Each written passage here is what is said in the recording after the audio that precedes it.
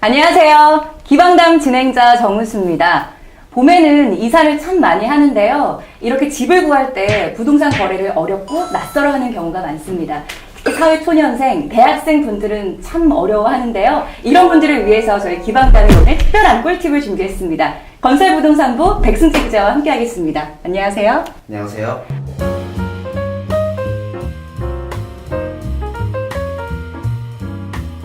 집을 구할 때 대개는 월세 또 전세로 많이 시작을 하는데요. 이럴 때 꼭 확인해야 하는 서류가 있나요? 네. 바로 등기부 등본, 건축물 대장, 토지 이용 계획 확인서, 네. 중개 대상물 확인 설명서 이 네 가지인데요. 이 네 가지는 등기부 등본은 대법원 인터넷 등기소에서, 그리고 건축물 대장과 토지 이용 계획 확인서는 네. 민원24에서 확인하실 수 있습니다. 중개대상물 확인 설명서는? 네, 공인중개사분께 따로 요청을 하셔야 됩니다. 네, 그럼 백 기자님, 이 네 가지 서류를 간단하게 설명해 주실 수 있어요? 등기부 등본은 이제 부동산의 신분증이라고 할 수가 있고요. 그리고 건축물 대장은 건물의 신분증이라고 할 수가 있습니다. 토지 이용 계획 확인서는 해당 부동산의 미래를 보여주는 거고요. 네. 중개물 확인 설명서는 중개인의 의무를 설명하는 법적 근거를 가진 서류라고 이해하시면 됩니다. 네, 그럼 먼저 이 등기부 등본에 관해서는 어떤 사항들을 확인을 해야 하나요? 먼저 등기부 등본을 보시면 표제부와 갑구, 을구로 설정이 되는데요. 네. 표제부는 제가 원하는 부동산이 맞는지 확인하시면 되고요. 갑구에서는 소유권과 관련한 권리 관계에 대해서 내용을 확인하실 수 있습니다. 가처분과 압류, 경매 등에 대한 소유권에 관련한 사항들을 꼭 확인하셔야 됩니다. 을구에서는 어떤 사항들을 봐야 되죠? 을구에서는 이제 지상권이나 전세권, 근저당권과 같은 걸 확인할 수가 있는데요. 네. 이건 이제 소유권과 관련된 게 아니라 그 이외의 권리 관계를 꼼꼼히 확인하시면 됩니다. 그러면 이 근저당권 자체가 정말 중요하잖아요. 네. 근저당권에 관해서 좀 자세히 좀 풀어서 설명해 주시겠어요? 이 근저당권 같은 경우는 이제 보증금 환수하고 약간 직결이 되는 부분인데요. 앞으로 생길 채권 담보에 따라서 저당권을 미리 설정하는 걸 근저당이라고 합니다. 네. 쉬운 예를 들면요. 건물주가 건물을 담보로 은행에서 돈을 빌린 거예요. 건물주가 건물에 돈을 못 갚으면, 건물을 담보로 잡았는데 은행이 돈을 갚지 못하면 네. 이 건물은 은행에 넘어가게 되는 그쵸. 거겠죠. 네, 결국 건물의 주인이 달라지는 거거든요. 은행이 경매를 한다거나 하는 부분에 대해서 주인이 달라지기 때문에 세입자들이 권리를 보장받기가 힘이 듭니다. 굉장히 중요한 부분 같은데요. 근데 사실 이 근저당이라는 게 쉽게 말하면 융자인데, 네. 융자를 끼지 않는 건물주가 거의 없단 말이에요. 그렇죠. 그러면 이 근저당 금액이 어느 정도면 좀 안전하다라고 볼 수가 있을까요? 근저당 금액 같은 경우에는요, 전세 가격과 근저당 금액을 합했을 때 집의 매매 가격을 넘지 않는 게 좋습니다. 이때 매매 가격은 공시지가를 따져가지고 계산하시는 게 좋을 것 같습니다. 그리고 아까 이 을구에서 저당권과 마찬가지로 지상권도 중요하다고 말씀하셨는데요. 이 지상권은 뭔가요? 건물주에게 땅의 사용 권한을 부여하는 게 바로 지상권입니다. 예를 들어드리면요, 정 기자님이 지금 땅 주인, 그리고 제가 지상권이 없는 건물주라고 가정을 할게요. 네.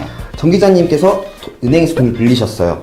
땅을 담보로 잡고 빌렸는데 이 땅이 압류가 됐어요. 저에게 지상권이 설정이 안 되어 있으면 이 건물에 대한 권리를 제가 주장을 할 수가 없게 됩니다.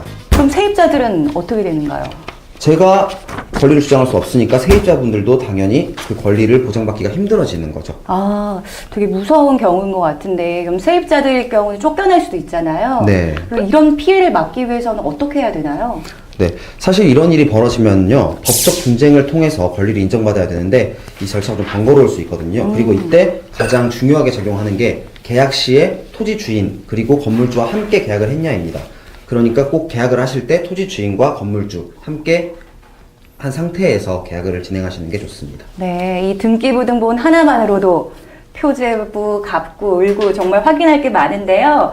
그럼 두 번째 서류로 한번 넘어가 볼게요. 건축물 대장에서는 뭘 확인해야 하죠? 건축물 대장은 제가 앞서 말씀드렸듯이 건물의 신분증이라고 볼 수 있는데요. 네. 건물의 용도와 주택이 맞는지, 또 불법 건축물은 아닌지, 또 특히 옥탑방을 계약하시는 경우에는요, 꼭 확인하셔야 되는 서류입니다. 옥탑방이라고 하면은 막 드라마에서도 청년들의 네. 로망이라고 해서 대학생들이 참 계약을 많이 하는데, 그럴 경우에는 꼭 한번 확인을 해야 될 것 같고요. 다음은 토지 이용 계획 확인서가 있는데, 이건 저도 참 생경하거든요. 이게 뭔가요?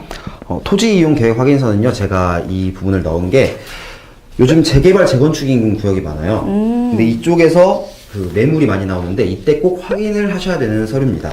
이런 단지들은 리스크가 있는데요. 뭐 이주 계획이라든지 또는 갑자기 개발이 시작되는 경우가 있거든요. 네. 이때는 꼭 확인을 하셔야 됩니다.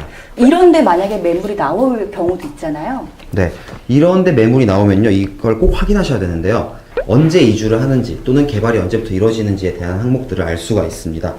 이 지역은 임대 매물이 싸게 나와가지고요, 학생분들이 덜컥 계약하는 경우가 많은데요. 그러다 낭패를 보실 수 있으니까 꼭 확인을 하셔야 되는 서류입니다. 네, 알겠습니다. 그러면 마지막으로 중개대상물 확인 설명서가 남아있는데요. 이건 또 뭔가요? 중개대상 매물 확인서는요, 중개업자분이 매물에 대해 설명했다는 걸 증명하는 서류예요. 네. 이게 법적인 효력을 가지기 때문에 꼭 확인을 하셔야 되는데, 여기 쓰여진 내용은 중개사가 설명 그리고 확인의 의무를 다했다라는 법적 근거를 가지게 됩니다.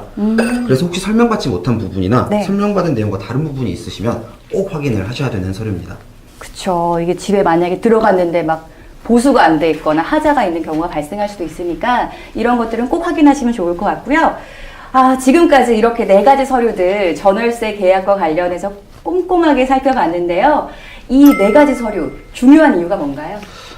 지금까지 제가 설명해드린 서류는요, 꼭 확인을 하셔야 될 필요가 있는 게, 이렇게 법적으로 공개된 확인 서류는 매수인에게도 확인하지 않았을 때 책임이 주어지기 때문에 꼭 확인을 하셔야 됩니다.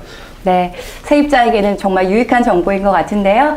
지금까지 좋은 설명 감사드립니다. 그럼 다음에도 저희는 유익한 정보를 알고 오겠습니다. 기방담 오늘 첫 회는 이렇게 집 구하기 꿀팁에 대해 알아봤는데요. 기방담은 삶의 유익한 정보를 알기 쉽게 전문 기자와 함께 진행을 하는 프로그램입니다. 궁금한 사항 있으면 댓글 남겨주시고요. 저희 기방담 다음에 또 봐요. 기방담 또 보자. 또 보담.